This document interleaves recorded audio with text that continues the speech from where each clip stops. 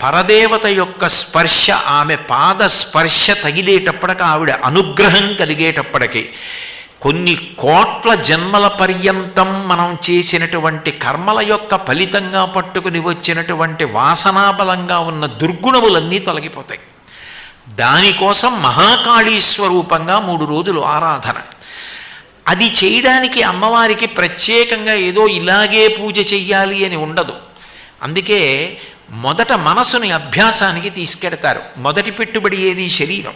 అమ్మవారి శరీరాన్ని ఇచ్చింది, దీన్నే పెట్టుబడిగా పెడతారు.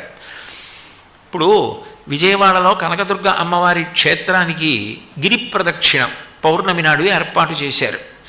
ఒక పౌర్ణమి నాడు నేను అమ్మవారికి ప్రదక్షిణం చేస్తాను అని తనకున్న శక్తిని అంతటినీ ఉపయోగించి, నేను ఈ పౌర్ణమి నాడు అమ్మవారికి ప్రదక్షిణం చేసేటప్పుడు శ్రీమాత్రే నమః, శ్రీమాత్రే నమః, ఇది తప్ప ఇంకొక